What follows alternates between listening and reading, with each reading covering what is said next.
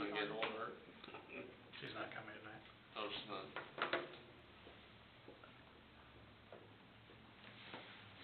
Too much excitement last night. She had a work commitment of some sort. Vegas, no, good. Yeah. Or sailing the what?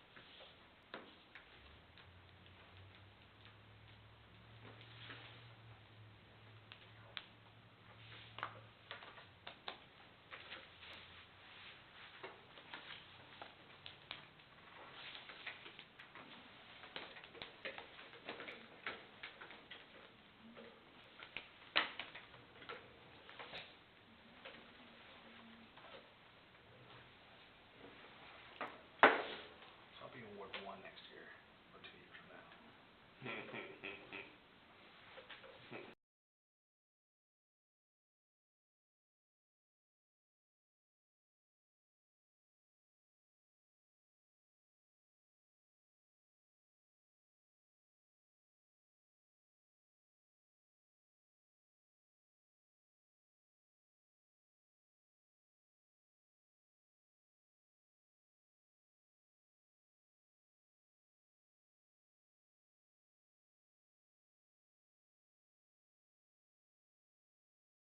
America, and which stands one nation, under God, indivisible, with liberty and justice for all. Take roll call. Alderman Vocart, Here. Alderman Bradford, Here. Alderwoman Old, Here. Alderwoman Bell is absent, Alderman Wilson, Here. and Alderman Lewis. Here. Can I get a motion for approval of October 18th, 2022 meeting minutes? I'll make that motion. Can we have a second? Second. All in favor? Aye. Can we get approval of a motion to approve the agenda for tonight, please? I'll make that motion. Can I have a second? I'll second. All in favor? Aye. Special items, none. Appointments to the board and commissions, none. Scheduled public comments. Terry Russell, come on up. Please state your name and address. Terry Russell, my address is 4980 Democracy Drive in Ashland. I'll wait for St. Columbia. No. I just moved here a year ago in August, and I moved out to the Liberty Landing neighborhood, and I didn't notice it whenever I moved in, but shortly after moving in, I noticed that the intersection of Allegiance and Liberty Landing and Liberty Lane there, it's actually a very dangerous intersection. There is a hill just to the west. I spoke with Mr. Lewis and Mr. Wilson. You are actually a member of our Facebook page. Yes. And I had posted my concerns on our Facebook page and got a tremendous response. We'd actually like to see possibly that intersection become a three-way stop, along with a stop ahead sign placed at the base of that hill so that people know that there's an intersection with a stop sign coming up. And we'd like to have the speed limit reduced from Henry Clay out to the city limits in both directions to 35 miles an hour. And recently, there was actually a car and motorcycle accident at that intersection. And I'm not sure if everyone on the board is familiar with that intersection. Yeah. If not, I'd invite you out to exit that neighborhood and understand what I'm talking about. She's talking about the first one, isn't she? Yeah. Yeah. Yeah. First one, yeah. Allegiance. Yeah, the first one's Allegiance, yeah. That blind hill. Mhm. Yes, there is that hill just to the west, and you cannot see that there's oncoming traffic. And they're And I- usually speeding when they're coming from the west. Exactly. Yes. Even though there is a reduced speed sign at the base of that hill, I believe, and there is a T intersection sign posted there, Oh, yeah. it's not very visible at all. You can see it on Google Earth. Pardon? You can see it on Google Earth. Oh, can you? But like they mentioned, you know, there's speeders through that area all the time. And I did take it upon myself to go around and kind of get some of the signatures from the other people in the neighborhood that also shared my concern. I do have those with me, if you'd like those. Okay.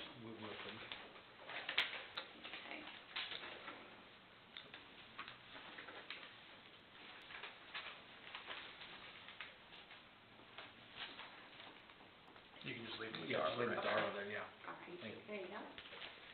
But, like I said, I'm new to the area, so I don't know if anyone has ever brought this concern forward before. There were a couple of gentlemen that didn't necessarily agree with the idea of placing stop signs at the intersection there. They would like to have the city do a traffic study and hire an engineer and go through all of that process. But I'm thinking at least this would be a temporary, less expensive way of handling the situation, at least for the time being. By any chance you get their names? It's on my phone, in the car. I know one of them. Know one of them. So aren't we limited as to the placement of stop signs? I mean, don't we, there are some hoops that you have to jump through, which may be engineering and studies in order to place them. So, I mean, that may be the route that needs to be taken. We've actually started that, Have you? those hoops. Okay. Well, some of the things are that we encountered, it's what you're placing the stop sign for. Right. Yes. Like you can't place a stop sign to control speeding, Right. but if it's a dangerous intersection, you can. So, And we've been, The hoops you jump through is how you prove why you're doing it, that it's for the right reason, or the legal reason, not And I will say, you know, I've been in there for 4 years, and I can just recall 2 accidents, but there's probably 200 close calls at least, and I've been involved in some of them, and with people, I'm not gonna say everybody's speeding down through there, but, you know, 45 miles an hour, popping over a blind hill and at an intersection. I'm surprised we haven't had more accidents, to be honest with you. And now that we're introducing more traffic to the area with development, and then we're putting in a sidewalk at, or near that intersection, now we're introducing pedestrian traffic, we probably need to do something with that, I think. So historically, we've only had that portion of Liberty Lane annexed into city limits for approximately 12 to 18 months. Right.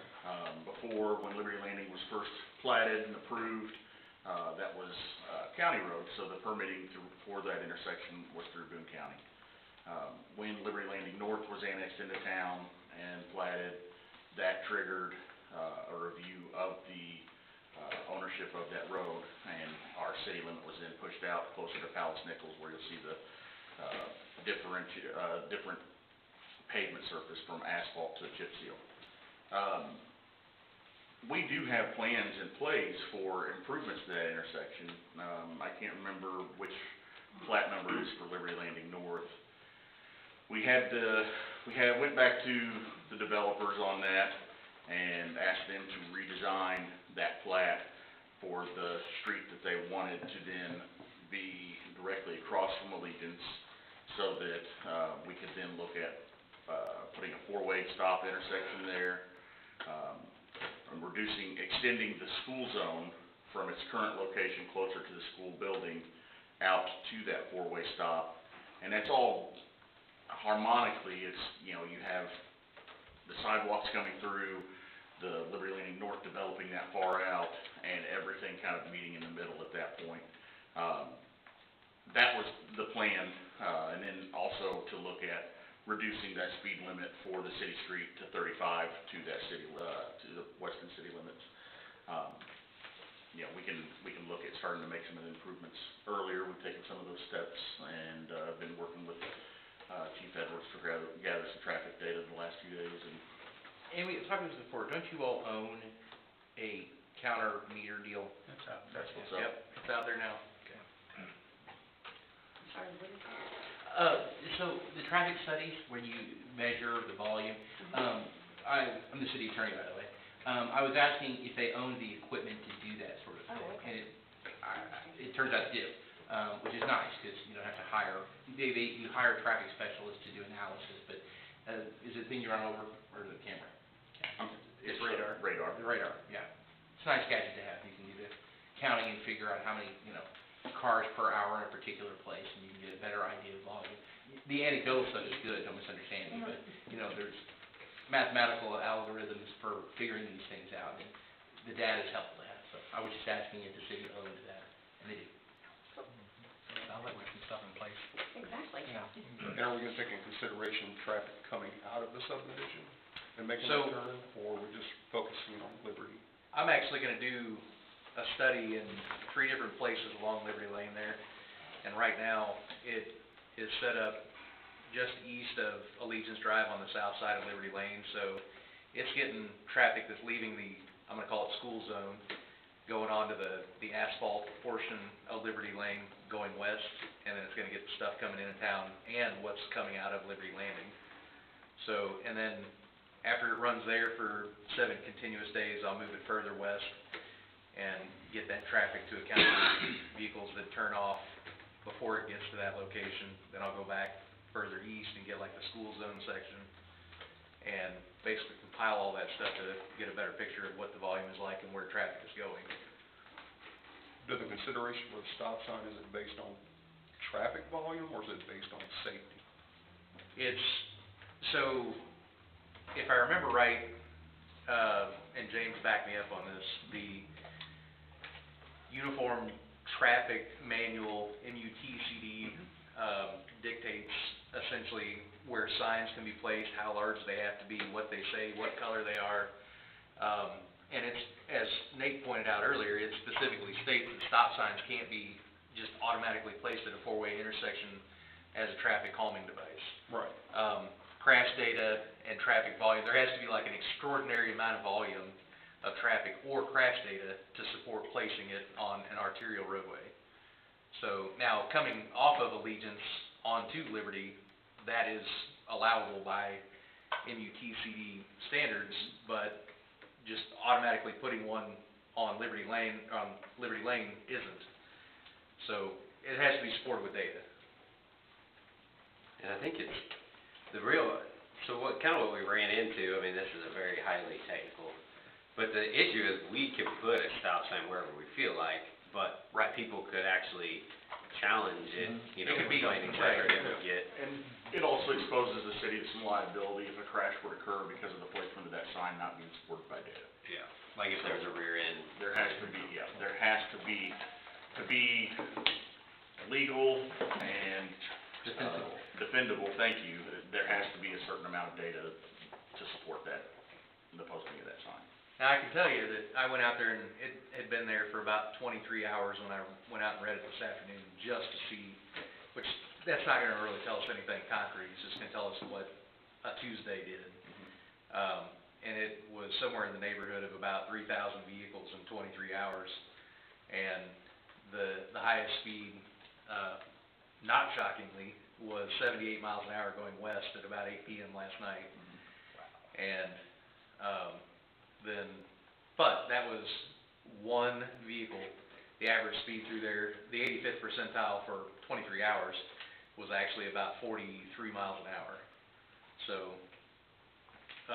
under the 45, which that, and the average speed, the 50% was much lower than that actually, but again, that's one day. So, it doesn't tell us anything that we need to know other than that most everybody is going 43-ish miles an hour, and, that there's 3,000 or 4,000 vehicles a day going through there. Sounds good. So where'd you move from? Well, thank the Kansas. Oh. Welcome. And after our conversation, I had talked to We did, both thank you very James much. and Kyle here, and so, I know we had talked about the sensor type of thing, and, James was saying that, that would be very cost prohibitive, Yeah. if nothing else, but, you know, he did remind me that, we did have that four-way stop in the future, you know, as that neighborhood progressed, but, Gabe, about how long does it take to complete the traffic study? Is like, if we wanted to expedite this, how soon could we get that?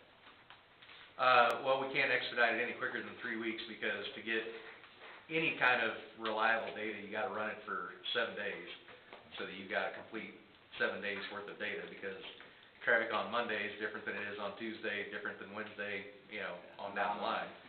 And we also need to do it when there's not holidays, you know, which kind of, it's recommended that you don't do it during holidays, because, you know, Halloween wouldn't count as the holiday that you would want to avoid, because really nothing changes about Halloween, except for maybe a few more cars driving around to go to trick-or-treat areas. But, you know, like Thanksgiving, you're gonna see a decrease in traffic, or Christmas, you're gonna see a decrease in traffic, so you wouldn't want to do a study on those days.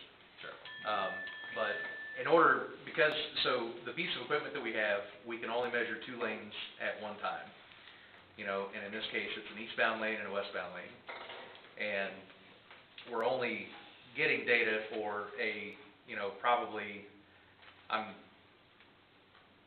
spitballing here, but probably about a 500-foot section of roadway that we're collecting data on. So we don't know how many of those vehicles are turning into the subdivision or coming out of the subdivision. We just know that X number of vehicles are gonna drive east past this thing and west past it. So what we'll do, like I said earlier, is once it's run where it's at right now for, you know, a solid 7 days, then I'll move it further west and, you know, do another 7 days there, and then I'm gonna go back to the east and do another 7 days there. Hopefully, I think that'll work out just barely in time for Thanksgiving. And if it does, I'm not as worried about like the 20-mile-an-hour section or the school, what I again refer to as the school zone section of Liberty Lane. It's more the area of Liberty that the city recently annexed in. So this week and the following week are really the two important for collecting data. Okay. And this is gonna, again, tell us volume of vehicles, speed of vehicles, you know, like 50th percentile, 85th percentile, gives you a rough estimate on like vehicle length, so you can tell a little bit better if, you know, you've got like a lot of buses driving through at a certain time, or commercial motor vehicles. And then, you know, also from an enforcement standpoint, gives us an idea of when the best time to go out there and run radar is.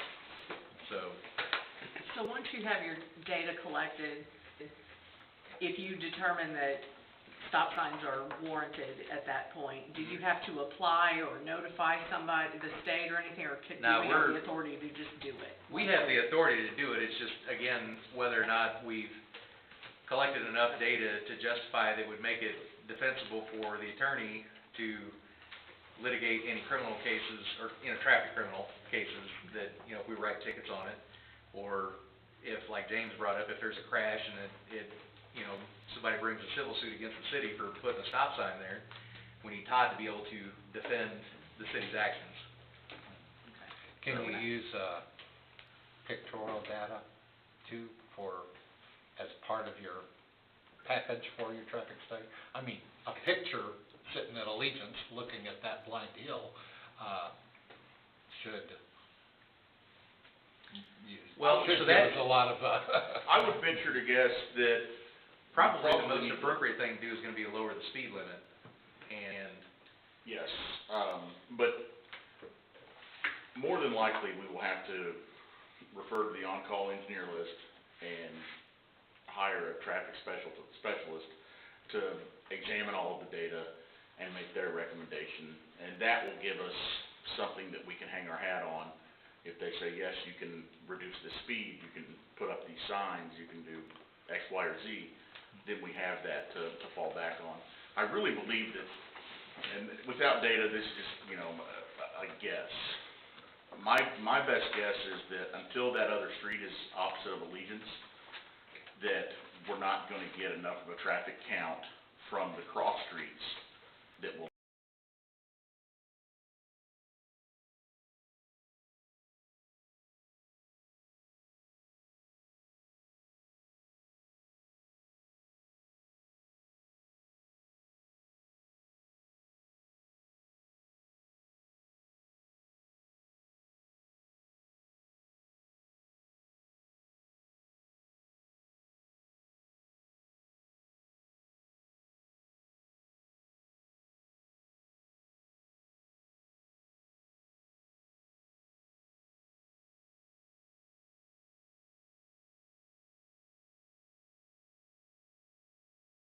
event, so it does happen.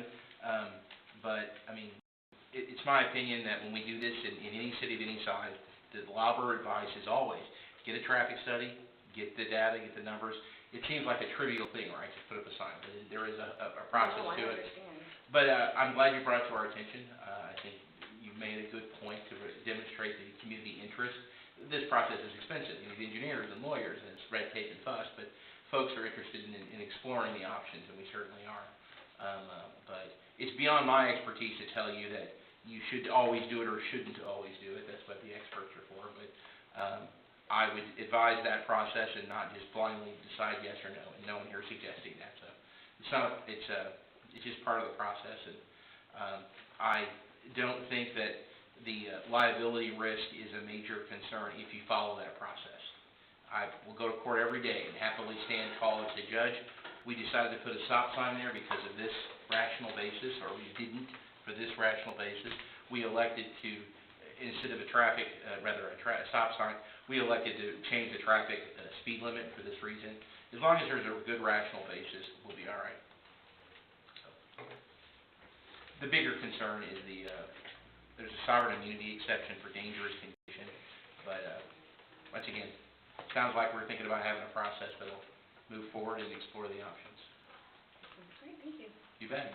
And in our speeding ordinance, isn't it stated that there's a maximum of 35 unless posted otherwise?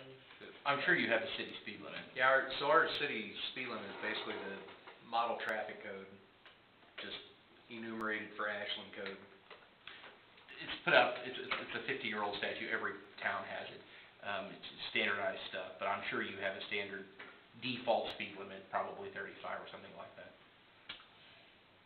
I don't know, we actually are pretty well marked. Oh, we are? Yeah. If it pleases the board, I'm happy to pursue a roundabout at that intersection. I moved to put in an overpass. You two guys are terrible. I'm sorry, I had to chuckle at that because when I first moved here, I thought, what is going on? Oh, yeah. But after living here, I get it. Oh, I don't know. I lived in Washington, D.C. for a year. More roundabouts here than there. It's a lot. Well, thank you very much. Thank you. Thank you, ma'am. Moving on, public hearing, none. Introductions, first reading, none. Old business, ordinance number 1417, an ordinance of City of Ashland, Missouri, amending the ward boundaries of the City of Ashland, Missouri. Staff report, please. Staff report, same as last month, last meeting is in your packet, no changes. Okay. Since we had that first reading, we're now just on to the second reading. We'll notify the county to start necessary actions, should the board approve the second reading this evening. All right. Any questions? Any concerns about your areas? Nope. Can I get a motion approving, tabling, or denying ordinance number 1417, an ordinance of the City of Ashland, Missouri, amending the ward boundaries of the City of Ashland? All right. I make a motion that we approve the ordinance with the new ward boundaries. Can I get a second? Second. Alderman Lewis? Aye. Alderman Wilson? Aye. Alderman Old? Aye. Alderman Bradford? Aye. And Alderman Volker? Aye. Moving on. New business, discussion, I'm sorry. sorry, so that means I'm getting you out of my ward? Yes, sir. Yes, okay. Yes, sir, you are. It's not official yet, so don't get too excited.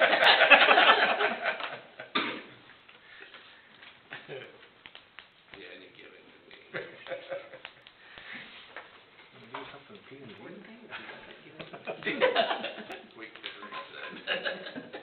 Moving on to new business, discussion and possible action on April 2023 ballot measures. So, after the April 22 election, we had some discussion of what we wanted to do with the use tax, and the general consensus of the board was to let it sit for a year.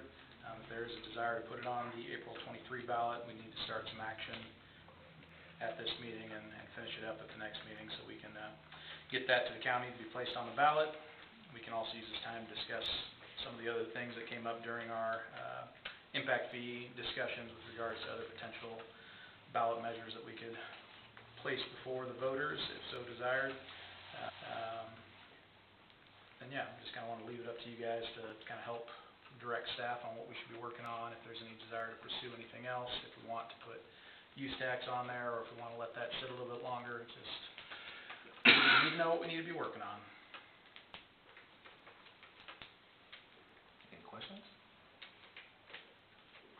Well, my concern with putting the use tax back on there is, if we do so, we obviously need to be educating everyone as to how it would be used and why it would be beneficial.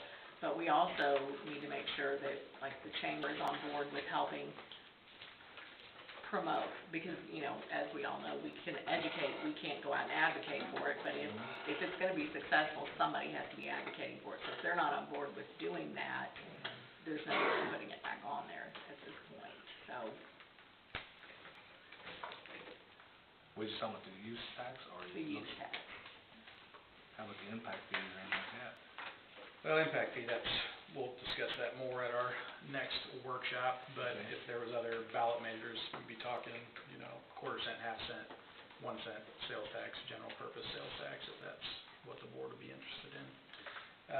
In terms of the chamber, I mean, they were receptive to helping with use tax in the spring to an extent. I mean, we had a few folks that were able to get some signs out for us, but again, I mean, you guys passed that ordinance last June or July, I believe, to place that on the ballot, and then largely no one talked about it until March. So, I mean, at that point, it was too late to really try and do a whole lot of educating of the public and try and get business support to help get that pushed through in '22. So, again, if we want to go after it, it's going to have to be a full push for the next handful of months to get it through. Is there any kind of limit to how often, I mean, can you just put it on every ballot till it passes kind of a thing? Often as you want to pay for it, I would assume. I would also be remiss, something that we do with all of our accounts, particularly the smaller ones. We like to suggest that if you are going to have those ballot measures that are going to be a tough sell, you all are politicians, you know your wards. It's really helpful if you actually get out there and do some of the door knocking and politicking. I know it's not fun, nobody likes to do it, but we have a much better success rate. I mean, there is a tendency to, we can do this with marketing, with letters, with newspaper articles, whatever it is, and that's certainly part of it, and there are legal concerns, as you talked about, but there is a huge difference if people go out and hit the streets and knock doors and go to events. I know it's not fun, I know it's awful, I know you're thinking about doing it again for your own seats, but the standard Lauer approach, and as I understand it, there is, you know, statistics to back this message up. You do better if you go out and really work at getting these taxes passed, which are not popular. I know you all had a ballot measure fail, and it's always going to be a tough sell. There are certain people, it doesn't matter what it is. You know, 1/10 of a cent to save the starving children. No, I'm voting no. So I just pass that along, and if you are sincere about wanting those things and doing that, I think some soul searching would be good to consider doing that kind of work. And I don't mean to undercut that it is a personal sacrifice. It's time consuming, it's no fun. I've done it myself running for office, so I know what I'm talking about. This is not what I would want to do with my spare time, but it does make a world of difference. How far can we take it, and how far can we talk about it as far as? So in your personal capacity, going around, you have a First Amendment political speech right. You can say whatever you want. The limitations are when you use city funds, for example, if you had to put an ad in the paper or you produce a mailer or a flyer. These are the things that have to have paid for by city funds. You have that discussion, and I would check it for you about education. This is what the tax is. This is how the rate is for. This is what it's for. You can do that. You can't say vote yes. You know, vote for Smith. You can't have a directive about voting. But education is fine. But when you're standing on your front lawn, you're good to go. So you said as far as city paying for it, so it's paid for by, could an individual do that? And just like running for election, Right. you know, everything you have to do is paid for by Doris Slater. Right. So I could do my own and pay for it by me and. Yep. I haven't had this exact question. If you did a large scale, there's probably a limit after which you have to register with the Missouri Ethics Commission. Yeah. But let's assume you're not putting a $10,000 TV ad together. Yeah, I would think if you wanted to have your own personal thing, I would add, you're not required to, but I would ask to approve it myself and just make it clear. The disclaimer would be paid for by Doris, personal funds, whatever it is. That would be great. But we do this for lots of towns, but again, the tough sell is you can't just get it through the mail. You gotta go out and talk to people in our doors. And the aldermen are the best people for it, particularly in smaller towns. You know the people who vote, you go to the groups, whatever it is, so. Is this the first or second reading for this tonight? First? It would be first, if so desired. And it's gonna be hard to go out and educate and try and get support for it, because it's not a large chunk of change right now. It's not glamorous, it's not going to fund bright and shiny new things, unfortunately. Last year, for 2021, there was $1.2 million in use tax revenue reported, so that equates to about $30,000 for us. This year, the first 2 quarters reported, it's almost $30,000. So, I mean, it's going up. I just kind of ran back through 2018, and it looks like between 2018 and 2021, it's been about 125% growth. So it's trending in the right direction, and we're not talking a lot of money. So, I mean, we're going from 10,000 to 30,000. So, it's not really growing all that fast in terms of the gross receipts that we would see there, but if nothing else, it helps defray some inflationary costs that we see year in and year out.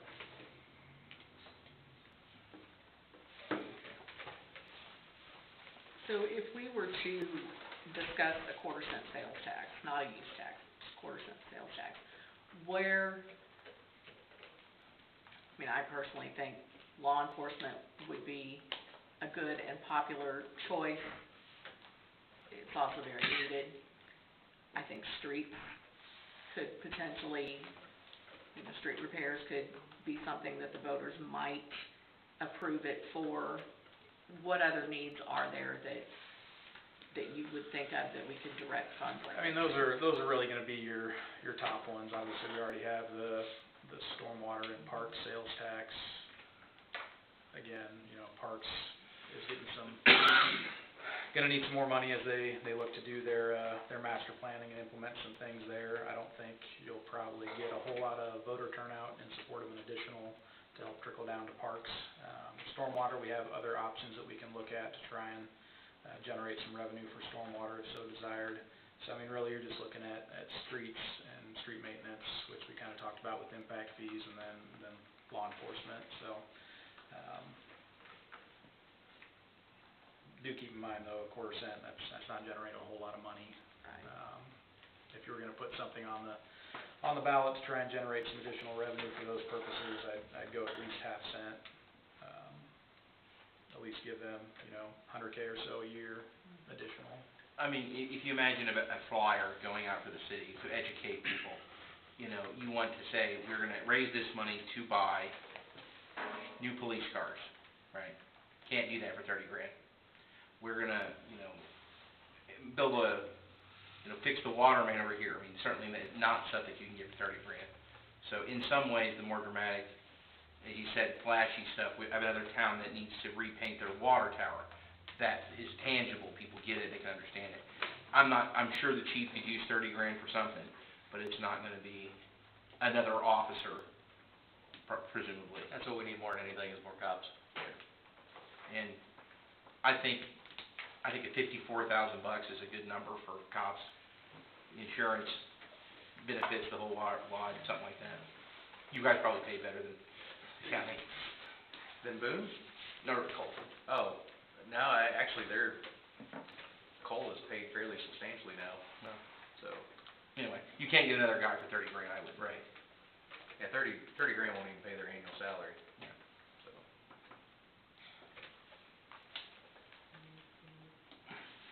Any other questions for Kyle? I was looking for some direction from us. Any more discussion? Thoughts? What would anybody else? Ms. Wilcox is pretty quiet tonight.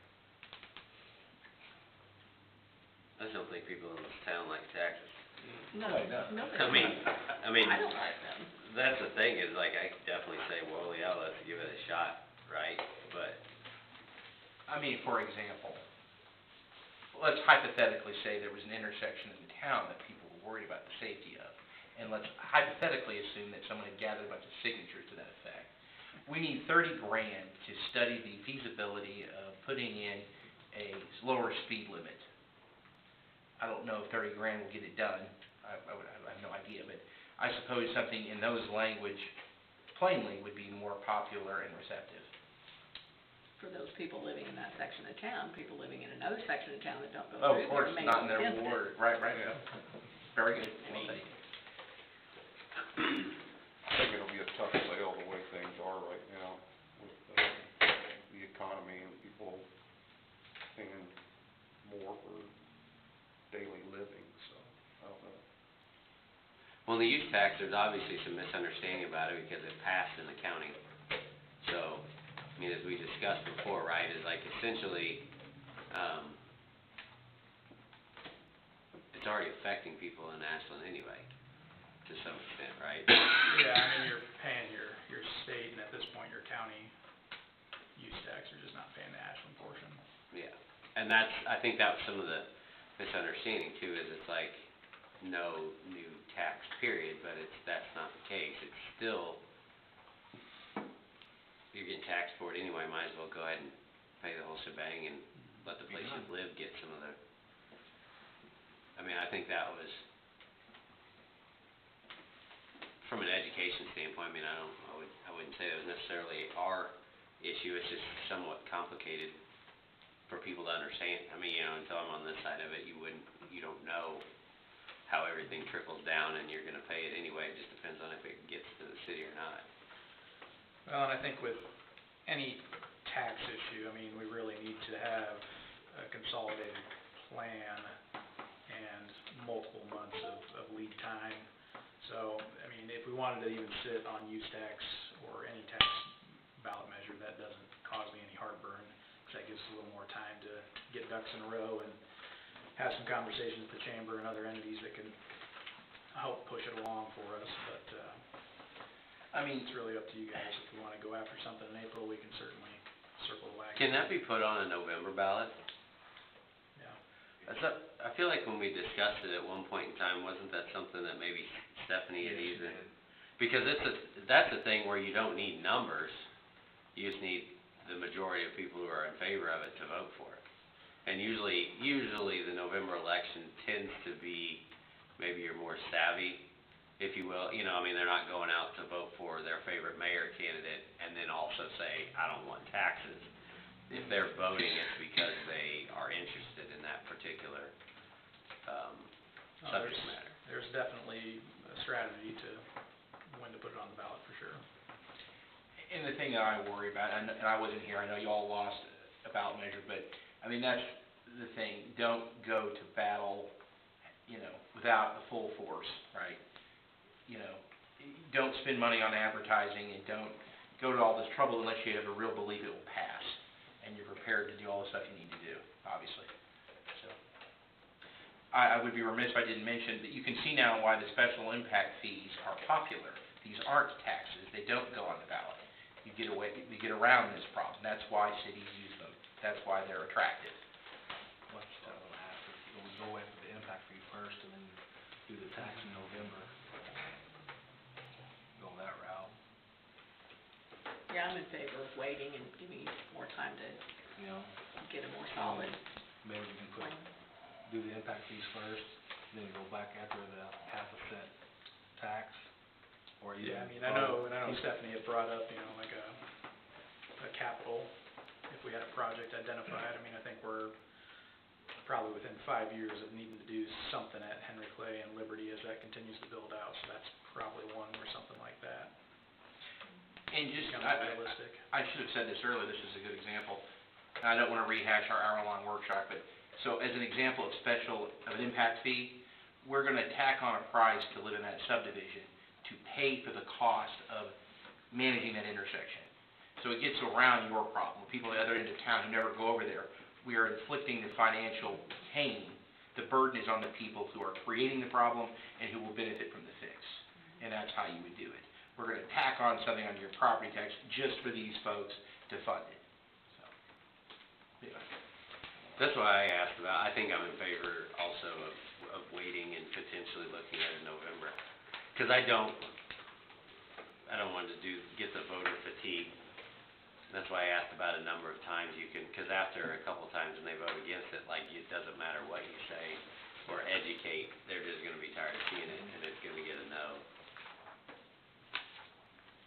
Can we put both on November? The half cent and use tax? You can put as many ballot measures out there as you Can? so desire. You think you can get, turnout for them? And support with that turnout. You may get a lot of turnout, it's just not necessarily going to be supportive. I think that would be a negative. Okay. So we need to just, Discussion just fine, no action on that. alright, we'll go on to reports. Mayor's report, Halloween was great last night, the opportunity had a great turnout. The kids through the Ward 3 area, walked through, had a great time, had a great after, everybody was fun. Met with ABC this morning, Kyle and I did, had a lot of great ideas, looking at doing a flag program. So the local businesses can purchase the flag and on game days, they can put them out in front of their business and it supports the high school, stuff like that, so. And then, Christmas parade is December 2nd, and then we have a Thanksgiving dinner for the veterans at the Optimist on Thanksgiving Day. So if anybody wanna come out to the Thanksgiving dinner, and Is that for veterans to attend or? No, ma'am, that's for everybody. Okay. And, it's free for everybody, and, the proceeds will go to, the veterans at, Welcome Home, When's this? Thanksgiving Day. Oh, Thanksgiving Day. Yeah. Yeah, I should know that. And it's a free meal, so. Can't raise much money if nobody's giving money. It's for donation. Donation. And that is all my report, thank you. City Manager? Just a couple events. YMCA is doing a cleanup on the 12th at 9 a.m. and then the park cleanup is on the 5th at 8 a.m. And that is all I have for report.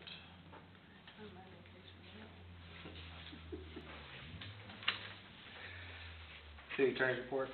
Real quick, we just did the ward boundary ordinance. You all who want to continue on, the filing starts December 6th, just over a month from now, ends on December 27th. So I'll make this reminder again at the next meeting, which is before November, but y'all need to file in December to be on the ballot in April of '23. Is it longer this? Sometimes they add a week, I don't know what it normally is. It's usually 30 days, but it's December 6th to the 27th. Police report? So, when I wrote my report the other day, I didn't really have a lot to talk about other than just a slight adjustment in personnel, which we're lighter, one employee now. On that note, as we're sitting here kind of discussing taxes and stuff, just something that has happened since then, we had a couple of guys, two guys that were sick in the same day, and I ended up working patrol. And the reason I bring that up is to, I guess, kind of illustrate the need for more police personnel. Whenever I mentioned earlier to Todd, our biggest need isn't cars, there are equipment needs, but our standard, budget that we have now does a pretty okay job of covering that. People are desperately needed because, we're one more person away. If one guy gets hurt, then we're away from being able to cover 24/7, 365. If, there's commonly, and Dave can tell you how much this sucks because he did it for years back in the day, but there's many days and many nights, most days, most nights, where an officer works by him or herself. And that is extremely dangerous and not fun. And not to mention, I'll use today as an example where there was an officer at the Boone County Jail when a physical disturbance broke out at the city park, and the sheriff's department had to respond down here to to handle it. Fortunately, the officer was able to get freed up from the jail and down here before, you know, the county spent a whole lot of time driving down here. The county is always very willing to help out, but the thing is, we're our own entity, we should be handling these things by ourselves. And, not to mention, the county is shorthanded themselves, and commonly busy in northern Boone County, and their drive time here is anywhere from, you know, 15 to 25, 30 minutes sometimes. So, it's just, I didn't come here prepared with a bunch of numbers in front of me and a whole bunch of examples, but, we could sit here and talk about examples why we need to increase staffing numbers at the police department. That's really, and not that we have a huge problem, most of our crime in Ashland is property crime, fortunately, but,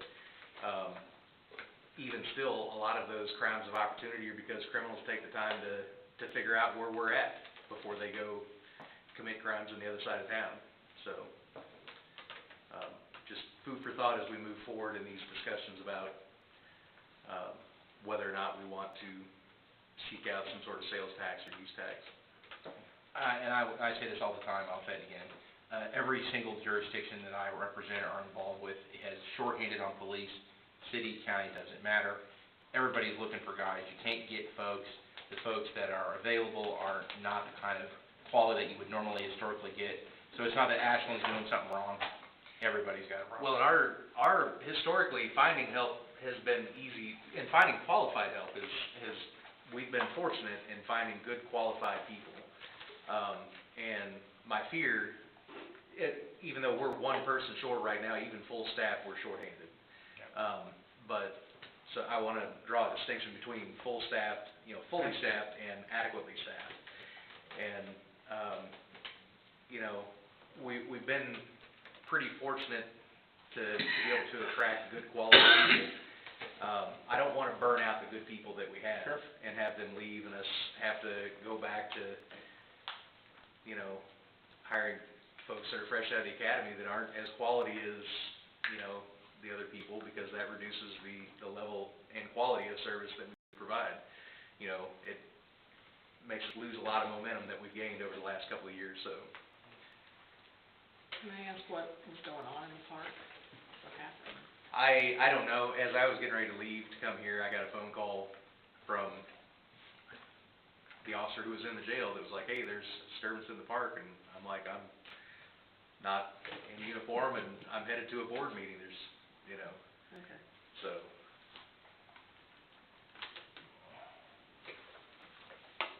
Was it Ron? Wilcox? Oh, no, I'm betting on something older. We'll move on to word Alderman report. Alderman Vocart, No report. Alderman Bradford. A few things. One, I talked to James about a week or so ago. We had, according to my boss at Fastlane, the city inspector from Columbia come in, and I work on the liquor side, as most of you know. When we close the front door on that one, on that side. And apparently he came through and let her know that that door needs to be open, even if there's one person there, or the fire marshal will be there. I'm like, okay. And so I talked to James about it, and I says, I wonder if he went next door to McDonald's, because they lock their door half the time anymore. And so, I didn't know if we had the ordinance on that. It was an inspector from where? Columbia. Not here. Not here, Columbia. And Oh, I think I he lives here, I think, I see. you know. But McDonald's is always closing their doors, locking them.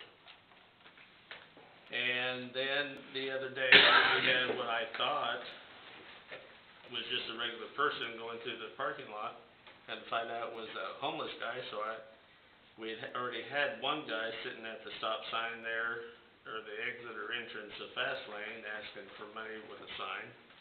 So I proceeded to call down here instead of 311. Well, they sent me to Joint Communications and put me on hold. We don't dispatch out of the. Yeah, we don't dispatch out of the PD here. Well, but to be put on hold, I don't you run know, I know, communications, so. you know, Well, that's, I happen to know somebody that works there, and Yeah. they're short-staffed too, and they're fielding emergency calls, and when you call 311, it's a non-emergency number, it's not a priority over 911. well, we also, about the next day, had an electrical fire there, and was told to call 911 by the boss, and was put on hold. That's the world we're in right now. I mean, unfortunately, nobody likes it, but Well, I know. when you can't hire people, there's just nothing you can do. I mean, And to add to what Dave's saying, they are currently in such a staffing crisis that their administrative personnel are actually working radios and answering phones, and so if you call 911 and are put on hold, that's because every call taker that they have is tied up answering other emergency calls. They're down to 15 communications operators at the last time I talked to somebody a few days ago. yeah. They've got a bunch in training, but, I mean, they've got more people in training than they do trainers, so. But I just thought that was in my report. Thanks, sir. Alderman Old? The county clerk's office is going to be at the library on Saturday from 10 to 3 for early voting. Can we possibly promote that on the website or Facebook or something to let people know they have that opportunity? Yeah, we'll check and see. I think the library has that posted on their page. That's all I have. Thank you, ma'am. Alderman Wilson No, and Alderman Lewis. And we've covered everything I had, so.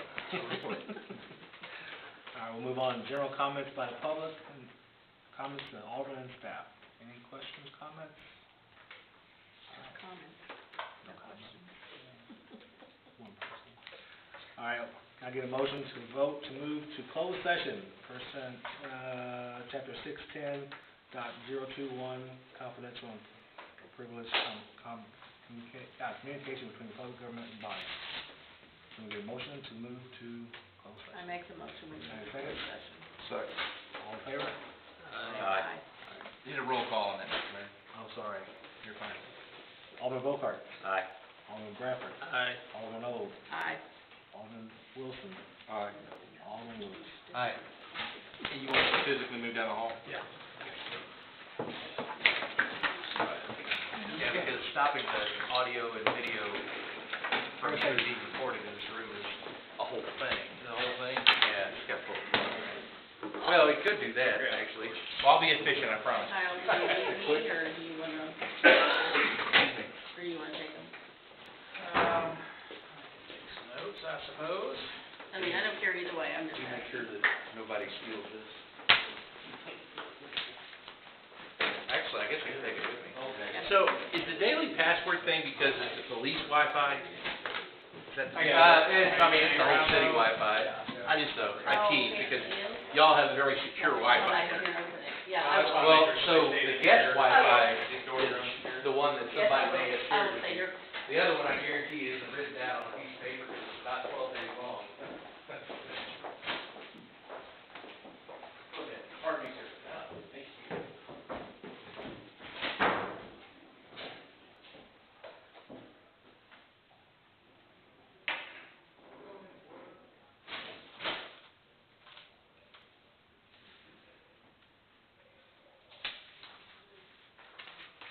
All right, do you want me to stick around for this over? All right, see you tomorrow.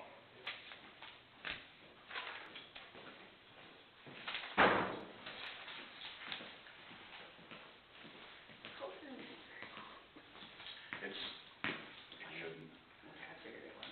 basically, it's line stuff and then personnel issues. Do you want a copy of this?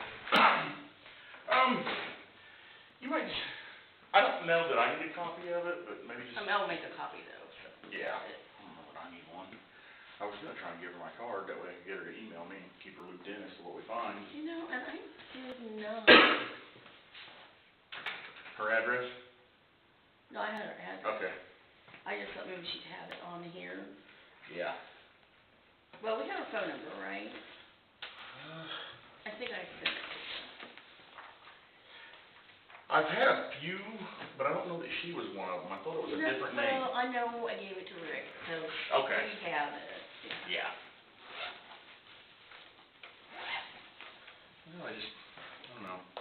So much of it is just education, and people just think you can just do it Yeah. willy-nilly. Yep.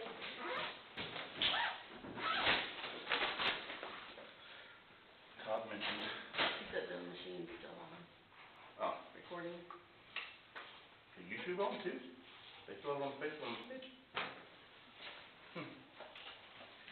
Either way.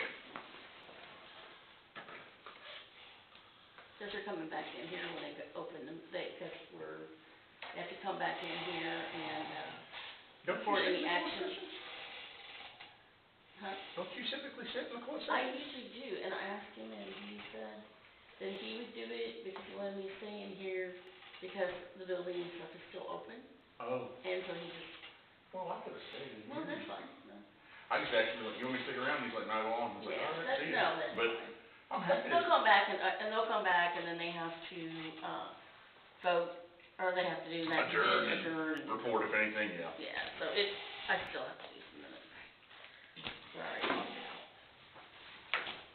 All right, well, I'm heading north. Yeah.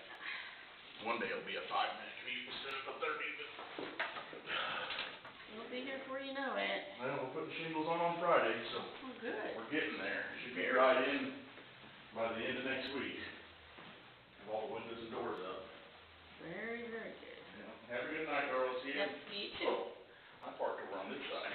Oh, you can go out that door. That's right. I started learning to park over here. Less likely to get caught.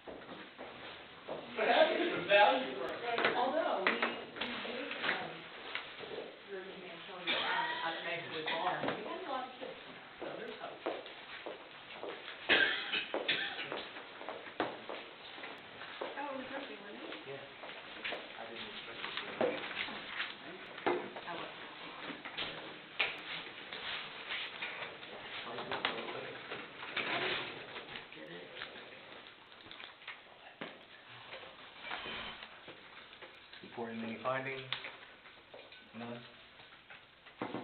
Can I get a motion to adjourn? I'll make that motion. And a second? Second. All in favor? Aye. Aye.